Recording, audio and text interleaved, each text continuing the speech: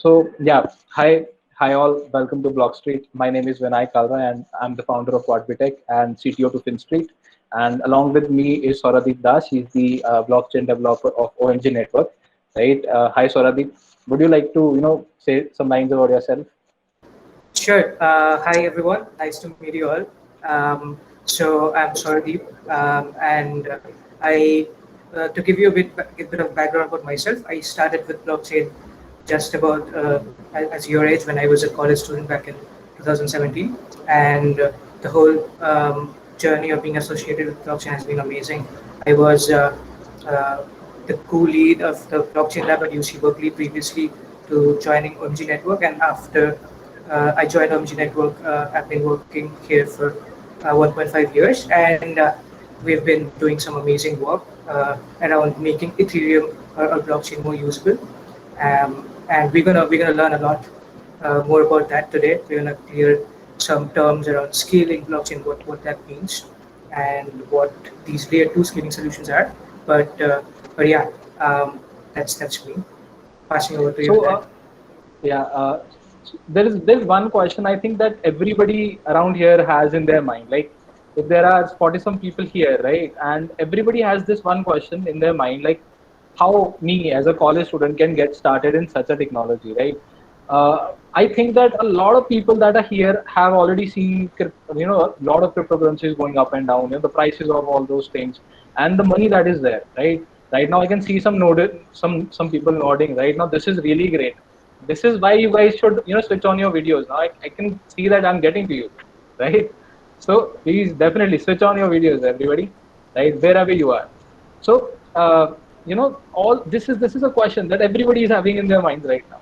So how you as a college student, first question is that how you as a college student were able to start it, right? Now this is something that everybody here can take your guidance from, right? And the second question would be like, uh, how amazing has been the journey, right? In terms of maybe, in terms of financial terms, definitely. A lot of people you can see here are nodding. Yeah, we want to know this. So how has it been? Yeah, two questions.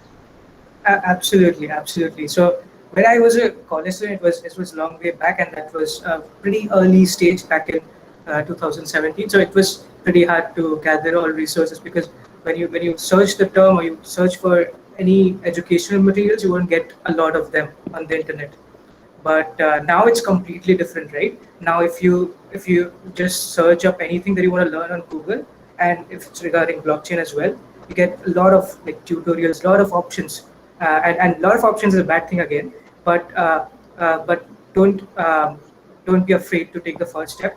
So the main thing is your willingness to learn. So once you think that you want to learn blockchain, or you want to learn maybe the theoretical parts of it even, just uh, just try and get abstract those topics in, and then use them.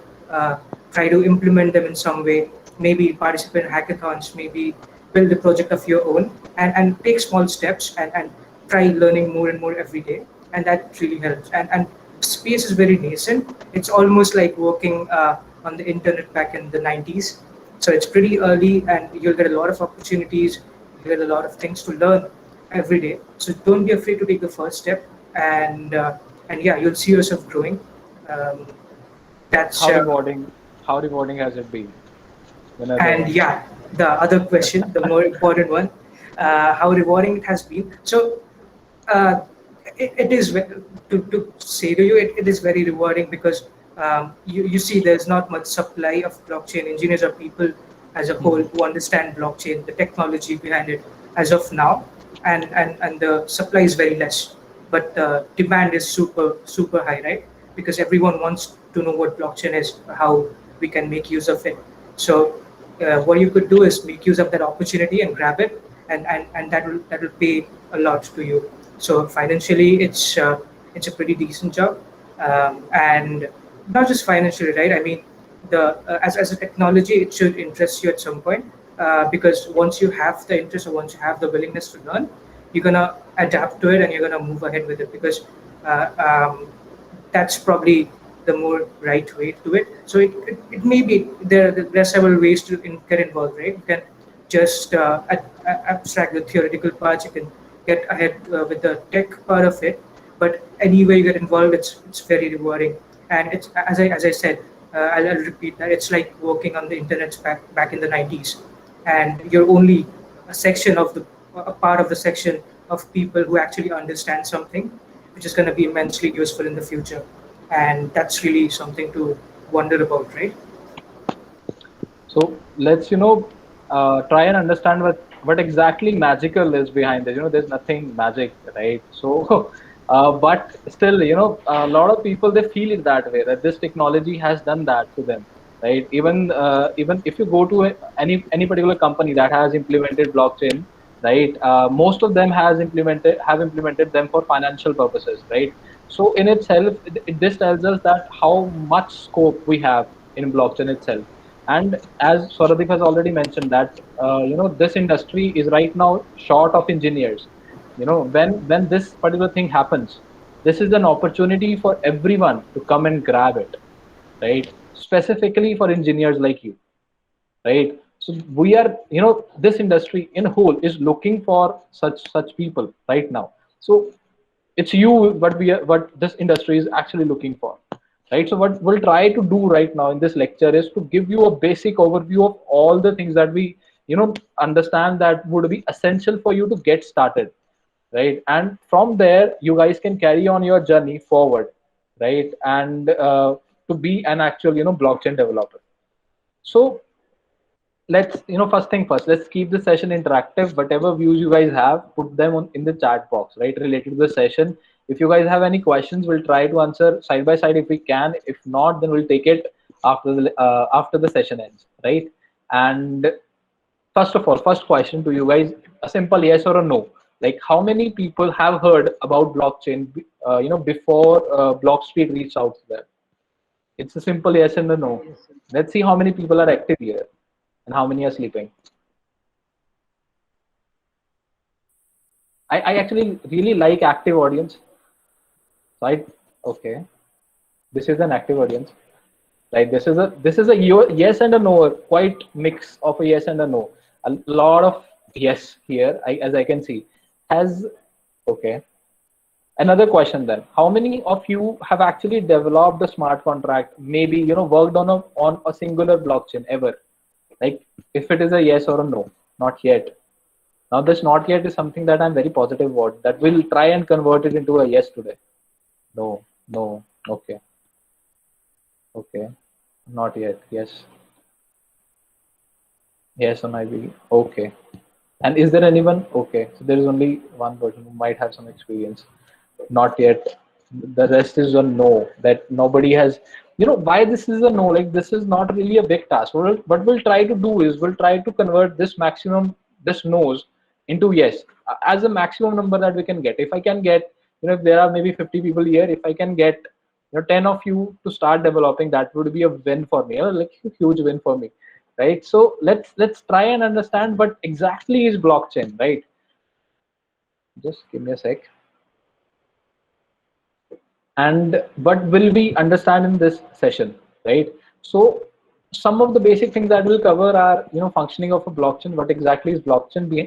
Blockchain is the technology behind all these currencies that we see, right? And then again, what are the uses of blockchain, right? And what are the basic building blocks of Ethereum? Now, why Ethereum? This is something that we'll disclose at a further point in this lecture, because right now you might not able to understand why Ethereum, right? After we have studied blockchain, it's very easy for me to tell you guys like why Ethereum and why we have Ethereum as the focus of this session.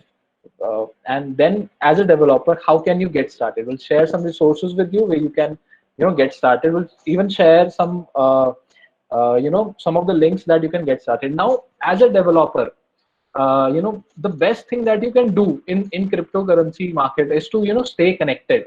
That is the best thing that you can do. What we can do is we can share links with you of groups, right, where you can go and where you can connect with us, right? Maybe it could be with us, right? And even we'll share OMG links with you. OMG has a lot of good developers, right? And they will be more than happy to answer your queries, like be it anything. They'll be more than happy to answer all your queries that you have, right? Because the incentive that this industry has right now is for you to come and start developing on blockchain, right? This is what we are looking forward for in this session, and to cater to a need that is there in the market, right? So let's try and understand for that first, what exactly is a blockchain and what are the fundamentals of a blockchain. A blockchain actually looks like this. Uh, Before we go here, a quick question again: how many of you have actually worked on an Android application, or maybe a web app, or maybe a website? A yes or a no, please.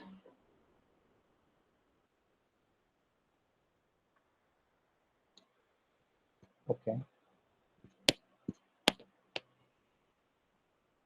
good audience. Apparently, a lot of work has been done in Web2 already. Okay, there are some no's, but I think they might have a basic idea what I'm going to talk about. But yeah, a lot of people have a yes here, right? A lot of people have worked on websites or Android apps before, right? So, but what I'll try to do is I'll try to make this analogous to your website development or your app development, so that you can understand it better, exactly what this blockchain exactly is, right? So blockchain, if I talk about, if I have to explain it in one line, it's just a unique way of storing the data as you do in your tables, right? It's just a unique way of storing a data. Instead of using rows and columns, what we use here are blocks filled with data, and those blocks are interlinked, right? Previous block address is being fed to the next block so that we can link those blocks, right? So this is what forms a blockchain. All right, I have a quick demo to show you guys about blockchain and what are the fundamentals of a blockchain. Right now, I've explained to you what exactly is a blockchain. Right now, let's talk about what are the fundamentals behind a blockchain. Right, the first thing is hash. Right, you might have heard, like, people who have heard about blockchain might have heard that this is decentralized and this is secure. These two words everybody must have heard about. Let's talk about why is this secure. It's secure because of hashes. Now, what exactly is a hash? Right now, what this is a SHA-256 hash. Hash is basically a one-way function where we can generate a string, a 32-bit long string, from the data that we feed to it. But we cannot generate the data from the string given the computing power that we have. We will need a lot more power if we need to do that, right? From your laptops and your PCs, we won't be able to do this at all, right? So this is a one-way function. You can feed in the data, and an encrypted key, an encrypted hash will come out of it. Like, if you see now, let's have a standard. Why not? We always start with hello world. We developers, we are quite stick with it. So this is the hash of hello world, right? And as you can see, when we fed this data, this particular hash came out. But from this hash, you will not be able to determine this data unless and until you apply a lot of computing power. So this is how the data in the blockchain is secured, right? Now, a blockchain consists of a lot of blocks. So let's try understand what block is now, right? So these are some of the basic constituents of a block, right? These are not all the constituents. Now, if I may repeat again, these are not all the constituents of a block. These are only some basics that they have chosen for this particular purpose. This website, this was a tool made by Anders Brownworth, right? And this is open source for everybody to look and see as to how a block is being made and what exactly is the how it is actually mined. This is only for the purposes of education, right? So right now, but this is block height, right? And block height means the block number. Basically, this is the first block. It could be the second, could be the third, it could be the fourth, and so on and so forth, right? Nonce is an integer that miners have to guess while they are mining, right? uh, Data. Now, data basically could be anything. Right now, we can have our favorite hello world here, or maybe now this data could actually be anything that you can store in the block, right? What we do is we store data in the form of transactions, rather, right? We'll come to that. And for now, just consider that this is data that we can store in a block, right? And as you can see, when I change when I change the data, or if I change the nonce, or if I change the block, just have a look at hash, right? Hash changes always. Why this hash changes? Because when this data changes, the hash that is formed from this data changes, right? So every block will have a unique hash, because every block will have different variables in nonce or block height, or for that matter different data in a block. So every block will have different hash because the data will be different, right? So this is how security is maintained in block, so that block hash even will have encryption. So everywhere you'll see, we are encrypted. So if we talk about blockchain now, right, it constitutes a chain of blocks. We have already seen all these variables, right? A chain of blocks is formed when the hash of the first block is being fed as previous hash of the second block. Now what will happen if I change the previous hash, right? If I change somehow, if I am able to change the previous hash, this particular hash will change, right? If this hash changes, this particular hash will change. So this hash has to change, right now what I'm talking about is, what will happen if you maybe invalidate this block. Like if you change data in this block, what happens is the hash changes. Because this hash changes, this hash has to change, or else why because otherwise the chain, the linkage will be broken, right? There will be no linkage. So this is how blockchain actually works. As soon as I change data in any of the previous block, the blocks that are further to it will be invalidated, right? They'll be gone. There will be we'll have to mine them again. To mine, after we have added the data here, what we do is we mine it so that we can include it in the blockchain itself, right? So this is how mining works. Basically, this is not a click, right? Mining is not a click. Let me assure you, this is a process in itself. What I did here was I changed the data, I clicked on mine, right? This is not the process of mining. Definitely not. This is just for educational purposes so that you understand what mining is, right? What mining is, it adds the block, the change data in the chain, right? So if I mine this block, this will again, make it green, suggesting that this particular block is added to the chain now. This is the way mining works. What mining does is it takes the block data and it adds it to the chain that is already ongoing, right? So let's have a quick yes and a no if everybody has understood this till this part, right? So that maybe some nodes as well, please. Yes, that the persons here are not bored, so that all right, all right, okay. A lot of yes, but a very few yes right now. I hope I'm getting to everybody. Okay, great, great, great. All right, great. So this is what forms a blockchain. As I've already told you guys that this data, we can basically store anything in this data, right? So let's talk about what exactly could be stored here, right? So what right now the main purpose of blockchain is in transactions, as I've already told you guys, right? That financial systems are using blockchain for security and decentralization, right? Security, as I've already told you, like how it comes from encryptions. The data is encrypted. Your data, it cannot be visible to anybody, right? It's in encryption form, right? It is visible, it is public, but it is encrypted. So plus nobody could actually go ahead and change that data. Imagine, you have maybe 1 lakh in your accounts, right? Imagine a situation where somebody can go imagine a situation of the current banking system, right? Current banking system, what it has is it has a centralized server, right? Where if a lot of people have made some applications here, right? They all know what a MySQL table is, right? So what we have right now is a table where all the data is stored. Like if you have 1 lakh rupee in your account, that is an entry in that table, right? What if by some reason I have access to it hypothetically and I go there and change that entry, you're ruined, right? I can make it zero. But that 1 lakh rupee now amounts to zero, right? And it's that simple. Only if I had access to it. There's only one only, right? There's only one if I had access to it, I would have done it, right?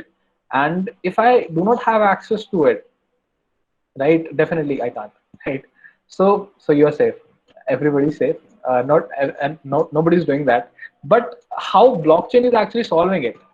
As I've already told you here in the last example, right? If you go ahead, change the data from this particular block, right? What will happen is the next block gets invalidated. So I cannot change the transaction here. If I change it, if I go back, change the transaction to change the amount that I have, I actually cannot do that because the whole chain will be invalidated, right? So, and to do this, a lot of computing power is also necessary. So it's practically not possible to do it now. It needs a lot of computing power for that, right? So this is the main security purpose of a blockchain. So basically, your transactions are way too secure. They just cannot be reversed. Like this is the system that Bitcoin follows, or for that matter, Ethereum also follows this particular system only, right? But yeah, this is and one the other thing that we talk about is decentralization. Like this data is decentralized. Now this data is not in the hands of one table, right? Consider this: there are multiple nodes running. Now if some of you guys might understand Node.js, maybe, right? Or for that matter, no, Node.js is not really synchronous to it. Like Node and Node.js don't really have anything to do with each other, right? But you can consider is that a node is basically a server, right? And when you have multiple nodes, you have multiple servers. So what happens in a blockchain is that those multiple servers that you or me can run have this data, have this ledger. All the blocks are being stored in all those nodes, and those nodes are being kept continuously in sync. So if one node processes a transaction, right, every other node has to verify that that transaction is correct, and that particular block is correct, and then that particular block has to be mined, right? So that it is included in the chain. So this is the process of the whole ecosystem, right? So with this particular system, what happens is that nobody is in center. The power is distributed. Like the power is in the hands of you and me, right? Here, nobody has a central authority over it, so nobody can actually go ahead and change it, right? So this is the security of a blockchain system in itself. Now this is where we cover decentralization as well as security. I think I'm clear with these two facts. Can we have a quick yes and no again if everybody understood it?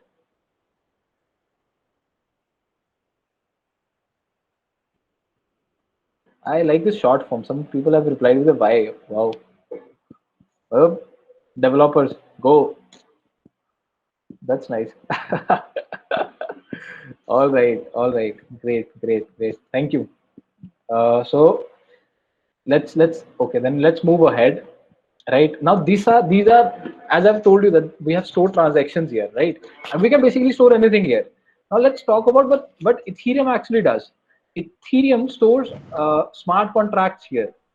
Instead, it definitely it stores transactions as well. It as along with it stores smart contracts as well, right? What smart contract is? It's just a piece of code, right? And Ethereum has an EVM, right? Ethereum virtual machine, where what happens is that it computes the smart contract code, right? And returns you the output. Like if you can imagine, you just have a code here, right? A simple code written here in this particular line, right? And what you're trying to tell Ethereum is, when you execute a transaction on a smart contract, is that execute this code for me, right? This is my address, execute this code for me and give me the desired output. So what EVM does is it computes it, and it gives the output back to you, right? So this is what Ethereum has done. So this is what is actually powerful, that you are developing code, putting it on a blockchain, and then executing it from the blockchain. Nobody could actually go ahead and change that code, right?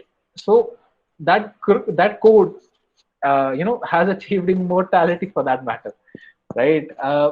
So that is the power that Ethereum brought when they talked about Web3, right? So this is how they use decentralization and security to create a system like this of smart contracts. These are what smart contracts are, right? A piece of code on chain computed on chain and giving you the desired output that you need. Now, when we are talking about this, right, I think we might have the next, right, the uses of blockchain, right? So, decentralization, DeFi, decentralized finance is something that is used here, right, in blockchain. Now, let me tell you guys about some of these contracts. These are some of the smart contracts that are being made, right? These are actually made by developers like you guys. These are, and just look at this. This is the prices. Now, if anybody is wondering what B is, take your guess. Like this is billions. These many billions of dollars are being locked in these contracts, right? Just think about the person who actually must have written these codes that are there in these smart contracts, and most of them being on Ethereum as well. Now, these are in billions. Like this is the value that has been created, right, in this industry, and this industry is short of developers. Now just have a look at that, right? This is the opportunity for you guys. It would be there for only a year or two, maybe max, right? So this is the time when you should actually do something in this. If you if you delay a little further, there might not be such an opportunity available to create value such as this, right? Or to create value for you guys, for you yourselves, right? uh, so this is no, what actually DeFi is. That it is decentralized finance. I've already told you guys about the banking system that we have, right? Just consider that banking system, if it is decentralized, the whole finance part of it is decentralized. A lot of nodes are running your databases. Now databases are nothing but your blockchain, right? A lot of different nodes are storing those blockchains, right? Executing your transactions or maybe your functions that you can call contracts, right? And then giving you the desired output that you want, right? There are some dexes as well. I don't really know how much of you are familiar with exchanges. Like some of you might have heard of some of the stock market exchanges as well. These are NSE BSE exchanges. People might have heard of it. Definitely you must have heard of it, right? So these are exchanges where you can actually exchange stocks and stuff, right? In crypto we have exchanges, right? Now these are decentralized exchanges. Just imagine making an exchange that is decentralized. Nobody in the central authority has a control over it, right? So you can have a look towards Curve Finance and Uniswap. These are not, they have implemented a lot good techniques to make an exchange decentralized. Definitely worth checking out. Now this is something that I'll leave you guys curious with, right? And I'll take on another use case of blockchain, that is NFTs, right? NFTs, this is mostly for the creative people that are here. I gather that there might be a lot of you who are actually creative, right? There might be some designers here. There might be some maybe some creators here who are artistic. Maybe some likes to art and do all that stuff, right? So for all of you guys, now this is something that is very interesting. NFT, right? Let me give you a brief introduction on what exactly is an NFT. NFT is a non-fungible token, right? Just imagine. Let me give you a brief intro about what exactly is a fungible token. You go to a market with a 500 rupee note. You go to a shopkeeper and you can take like 500 notes. Sorry, 500 rupee notes, right? So those 500 rupee notes have the same value of 500 rupee note, right? So this 500 rupee note is actually fungible. It could be distributed uh, in smaller parts, and then even then it can have the same value. Like if you can say, like fungible tokens, maybe BTC, right? If you have 0.5 and 0.5, two transactions, UTXs of 0.5 BTCs, you actually have one BTC with you, right? Now that 0.5 and 0.5 BTC is equivalent to one BTC, right? So this is fungibles. And what exactly is a non-fungible token? Supposedly if you have an art, right, that belongs to you, you can basically put them up here using NFTs. Now that art basically could not be broken down into much more smaller pieces, right? Because that is an art. How many pieces can you make of an art, right? So this is art. An art is basically a unique thing, right? It could be some sort of designs or something, right? And you can create an NFT out of them, like a non-fungible token, and then sell them here in this marketplace. Just have a look at this, right? This some good stuff here, and they are being sold at such so and so prices.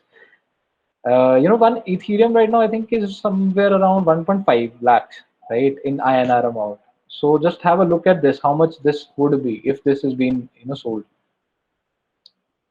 1.5 there.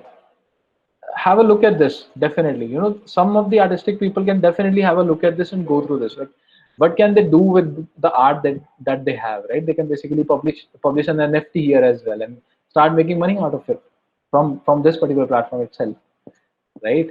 So these are some of the basic uses, and one definitely being cross-border payments, where you can transfer funds across borders without be having a central authority in between. I think this decentralization and peer-to-peer network actually has covered that, right? Then we have supply chain logistic monitoring. Now supply chain is actually quite messy, right? And if our supply chain is made public, and you know in a way blockchain actually can resolve a lot of issues that are there in the supply chain and logistics department, right?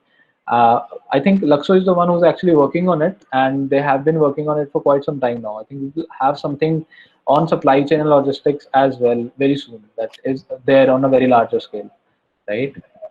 And all right, till here, do anybody if please another yes and a no if everybody understood this. Plus, this is also to awake you guys that if you are not sleeping. Okay, I cannot see videos here. What's wrong? Okay.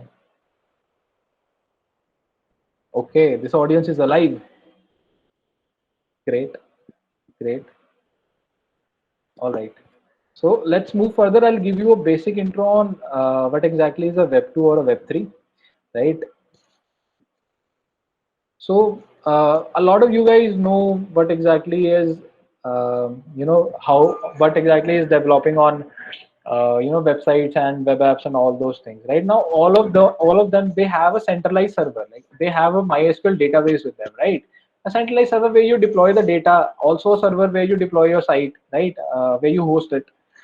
All of those things, what they are centralized, right? So this is what Web 2.0 was. Web 1.0 was just HTML and CSS, like very basics of things were developed in Web 1.0, right? Even e-commerce was on its start only. Web 2.0 even had Web 2.0 had cloud driven computing. What that means is you can have a node server there. Node You can create a node server, and then from node server you can basically compute data and get the data out of it, right? Even your MySQL databases, all of such things are cloud driven, right? So you don't really have to store data locally for that, right?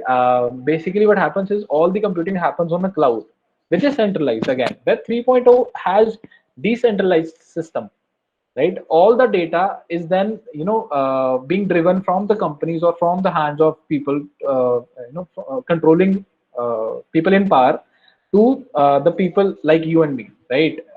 So this is what Web 3.0 is doing, giving power to me and you, for our privacy, for our data, and as well as making the views public, like the transactions in Bitcoin are public again, right?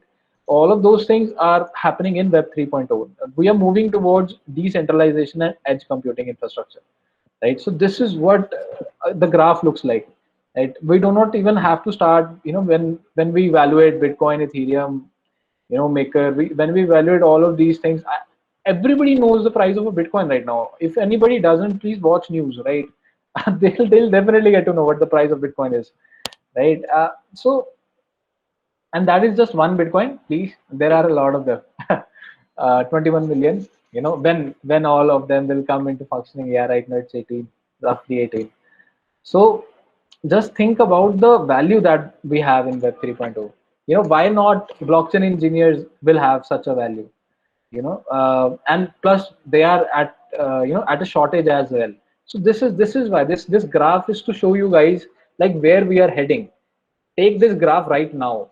right? And be with this line, like be with Web 3.0, right? A lot of you have already made applications, made mobile applications, made web apps, right? It's time highly to step into Web 3.0 and understand what exactly that is, right? And start making applications on it, right? And I think I've already covered what Ethereum is. Ethereum is basically a programmable blockchain, right? Where you can deploy your codes, right? But I'll like to show you guys is a smart contract, right?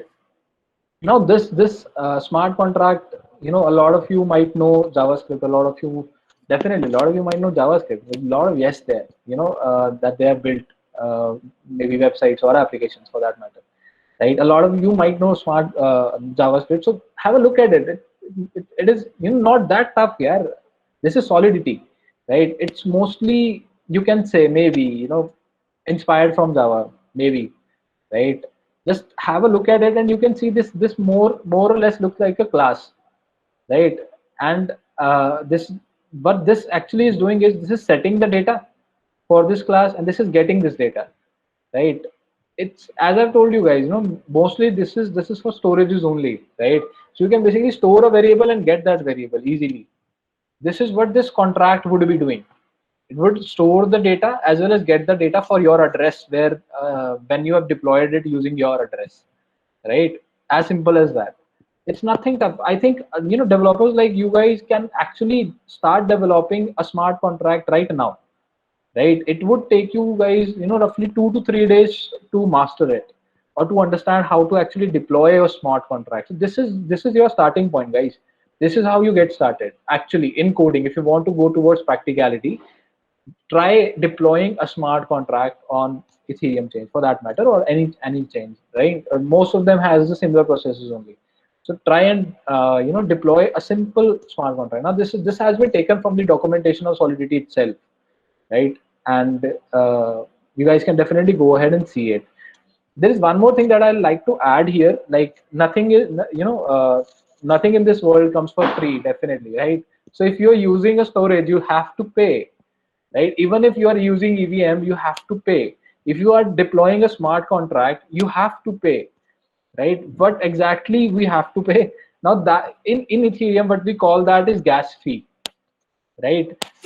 Now gas fee, how that is computed? It is computed while looking at how much computing power will your contract use, like how much, if it's basically on those units that a gas fee is defined, right? One of the major unit is this, like how much computing power will be used when this smart contract is actually deployed, or maybe you are executing this smart contract and checking out what values do you have, right? So what we call that fees while we will be transacting on Ethereum chain on this contract is gas fees, right?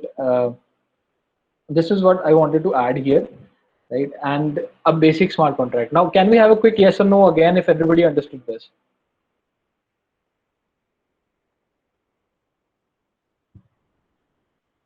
Okay. Okay. Okay, there's a no. Okay, you can ask your questions later in the session. We'll try to clear it. Okay. And rest all is it's yes for everybody, I think, right? So majority yes, I think everybody were able to get it. Abhinav, definitely we will get back to you. Have your questions framed in your mind. We'll get back to you and we'll try and answer them in the Q&A session, right?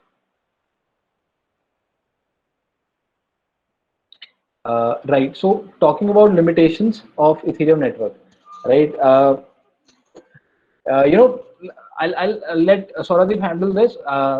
Limitations, OMG is actually doing a lot of good work while catering to the limitations that there are on the Ethereum network, right? And it is also one of the most honored companies that are actually working on something really nice here in India as well, right? So and I think we can definitely learn from what exactly that it is that they are building, and how actually the building process takes place, right?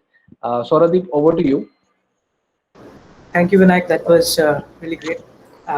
So yeah, so we'll try to keep things simple, and whenever you're not with me, return with questions or note them down in comments so you can ask me later, or just feel free to interrupt me whenever you want to. So yeah, it's pretty interesting. So stick with me, and we'll try to make it as simple as possible. So we learned about blockchain. We learned about a thing called smart contracts, which are actually code on blockchain. And now we know that blockchain is a very new technology, as like we pointed out in the beginning.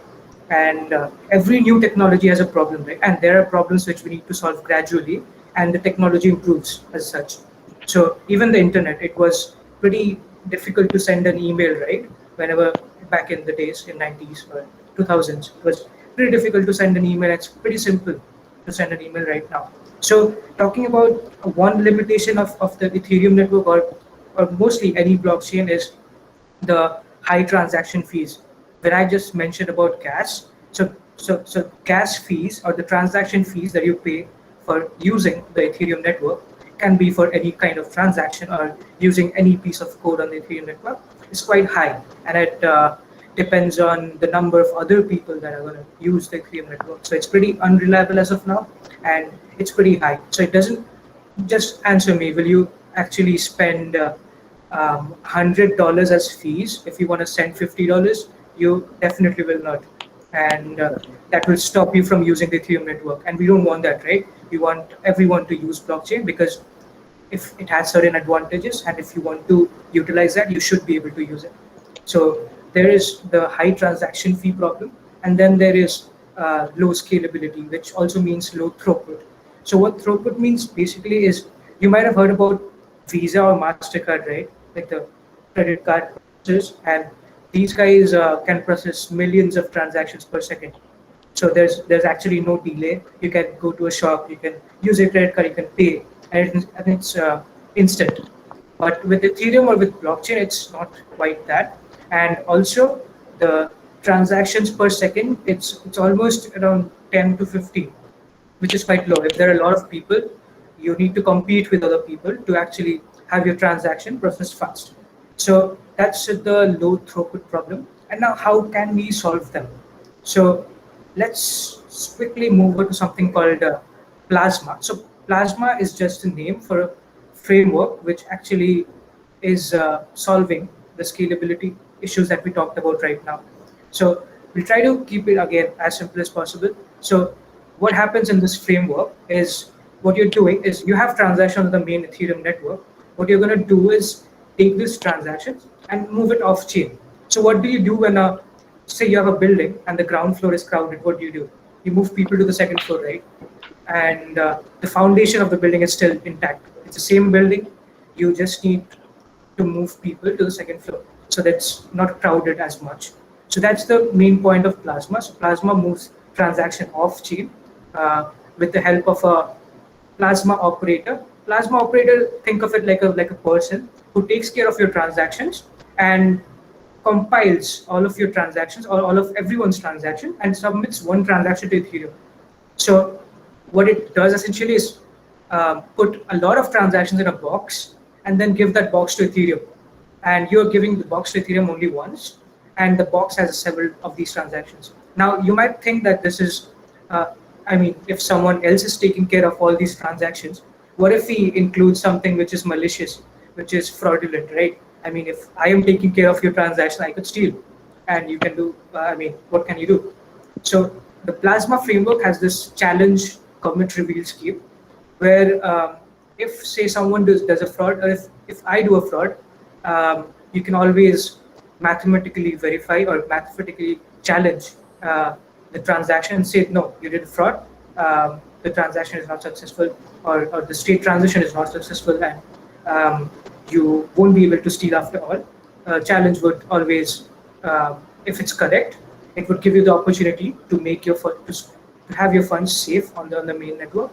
So what Plasma does is scale Ethereum as a whole, and it can give you really low fees and then high number of transactions. We're talking 2 to the power 16, how big of a number that is in a single block, compared to Ethereum where you can fit 5 transactions. And do note in mind that every block that we talked about, they come after only 15 seconds, or maybe 15 or 12 seconds. So, and you can have only say 6 transactions maximum on a block. So that's really slow, right? So what Plasma does is increase that a lot. So you get a high throughput. All of this is good. But what about smart contracts? We learned something about smart contracts today, which are code. Without smart contracts, you cannot actually develop your own solutions, right? What about that? So we are working on something which is called a rollup. So bear with me. What a rollup is, it's almost similar to Plasma. You're moving transactions off chain, which is you're moving transactions from the main network and you're taking it on the second layer, or we call it layer two. And we have a rollup operator which we call a sequencer as well. So what that person or what that account does is it's going to submit the transaction call data similarly to the main network. And since you have a state commitment route, which is kind of difficult, we're not going to that. Since we have that, we're going to have slightly higher fees than Plasma, and a slightly number of lower throughput than Plasma. But the best part about rollups is we have smart contracts. So what it means to you is that what you can do is you can develop your own solutions on optimistic rollup. And why not just develop it on Ethereum? Because if you develop it on rollup, your users are gonna pay much less. And your users are gonna have much faster transactions. So which means a win-win for both you and your users, right? Because any transaction that comes in for the Ethereum network, they're gonna have to pay less. And what does it mean? I mean, how would you compare it to Plasma, or why would you choose rollups over Plasma, or the other way around? Why would you do that? So if you're looking for developing your own solutions, like the exact way you do on Ethereum, it's always better to go on a layer two, right? On a rollup, because it's much cheaper, and let me focus on this point. It's absolutely the same security that of Ethereum. So we are borrowing the consensus mechanism of Ethereum on rollup as well. So it's the same mechanism. So your smart contract is safe, your solution is safe, and it's much cheaper and it's much faster. Why not pick that? And if you're looking for probably a payments kind of thing, for a payments, or maybe if I want to send, say, 10 Ethereum to Vinayak or $10 to Vinayak, I could do that in Plasma, and it's really cheap, really cheap. You don't have to pay a lot of transaction fees. In Plasma, for example, I can pay Vinayak with almost 10-20 cents. It's always one third of what the Ethereum network has. So these are the two things that you can actually even go and play around with today. Plasma has been like active for a year, and rollups is being currently developed.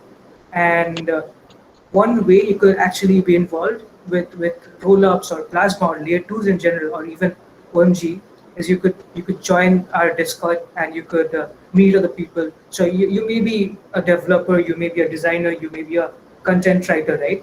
So we have all kinds of people in our Discord, and we'd love for you to be there. And the best way to actually get involved with the space is to stay connected with the people who are already in the space, right? And that could be a great opportunity for you guys. If you want to develop like solutions over rollups, feel free to do that. We'll help you out. Any questions that you have, any ideas that you have, always feel free to share. Feel free to see them on the Discord. And yeah, I'll leave the stage open for questions, um, if you have any, for a moment. Feel free to ask questions. I mean, this may sound a bit complicated, but feel free to clear it out. Just think of it as you're moving some people from the first layer to the second layer, to the second floor, because that will be much cheaper and much faster. And whenever someone points out layer two to you, you'll say, "Yeah, I know it. I know some of it," because it's a trending topic in blockchain. And when you talk about blockchain, layer twos definitely come up, because these are like core problems in blockchain, right? And we're trying to solve them. So, Cool. any questions? Questions, you can take questions, right? Yeah, it can be anything. It can be anything from the previous slides as well. It can be anything in general. Yeah. Um,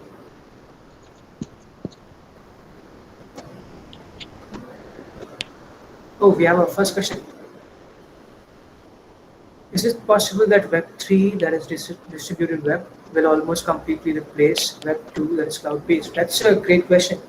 Vinayak, do you want to take that? Or Feel free, yeah, you can take that. yeah, I'll just give you a quick point and then I'll pass it to you. Sure. Yeah, that. I think the comment that followed is quite the answer, right? I mean, we're always upgrading. we moved into better things, right? So Yes. Web 2 was an improvement over Web 1. We did a lot of new things. We have cloud, which is great, right? I mean, previously you just have hard drives, and now you have cloud. And now Web 3, with Web 3 you have decentralization. So the whole concept of decentralization, where no one actually owns you because you are your data, right? And that whole thing is revolutionary. So we're always moving to better things. So it's just a matter of time, right, before we move to Web 3 completely from Web 2. It will take time, but yeah, we'll eventually do that. Vinayak. Yeah, yeah. Is there anything else? Any other questions that we have? Like, I totally agree with you, Soradev. Like, this is something that will definitely, keep on growing. Web 3.0. The chart explains it. Right now, we are even using HTML, CSS, and all that stuff. It's not like all of those things are actually obsolete. But what has happened as, those things have actually formed the basis for cloud computing. Furthermore, Web 2.0 will form basis for Web 3.0, right, and make it more stronger, right? It's that way. Like it's as you say that this is more like an improvement that we have, right, over them. So eventually, right now we use HTML CSS from Web 1, right, and but yeah, definitely not. Uh, you know, as a technology that we would like. There are a lot of frameworks on it, right? If you talk about JavaScript, we have Node.js, we have AngularJS, we have Vue.js, we have lot of them. So you will keep lost of account that how much development has there been. So something like that is going to happen with Web3. We can definitely see that. Right? Is there any more questions that we have? One thing for sure, Saurabh, I agree with that. Stay connected. That is the most important thing that you guys can do right now. Join the groups and stay connected. Ask your questions. When we started, this is how we were able to do that. It was not really, there was no documentation available. You can go to YouTube and search a video right now, but back in 2017, as Saurabh said, there was no information available. At that particular time, developing something on Bitcoin or on Ethereum was way too hard because there was no documentation for that. Right now it's very, very easy for you guys to go ahead and to actually go and develop on something like that, right? But still stay connected. This was the only way that we were able to understand things, that we were connected, with people. We used to ask questions. Like, this is how you can actually do that, right? So stay connected. Also, if anybody is actually interested in trading, right? There might be a few of you who are generally such people are actually interested in trading as well. We have something for them as well. And I'll ask my team to share it with you guys. Right? We have an application where you can trade cryptocurrencies and stuff. And basically, this is all for virtual money only, right? And where you can understand as to what exactly needs to be done while trading cryptocurrencies and stuff. A very, very basic thing, and made of there's only virtual money here, so that this is purely for learning purposes. So if there is somebody interested in trading, definitely go check it out, right? And you can practice your trading sessions here, right? And we are actually improving this over time as well, as we go, as with the feedback we're improving it, right? And but definitely go check it out, right? And get to know the basics of trading. What exactly do we need for to be a good trader, right? Any other questions? Definitely, you guys can reach out to us on the groups, on the Discord group, as Suradeep mentioned. He'll be there, answering the queries that you guys have, or on the Telegram groups that we have, right? You can go there as well and start asking your questions, right? Hopefully, we were good teachers for you guys. You guys were a good audience for sure. We would have loved if there were some more questions, but really nice being here. Thank you for having us here. Uh, I hope that there is no other questions, so we can definitely we can end it, right? So you can see in the chat box all the links are being shared with you guys. We'll also share some getting started resources when you are in the groups here that I mentioned, right? So that you can actually understand where you can get started with all these things that we mentioned, right? And thank you for attending, everybody. Have a nice day. Bye bye. Perfect. Bye, everybody. Still Bye, sir. early. Hop on.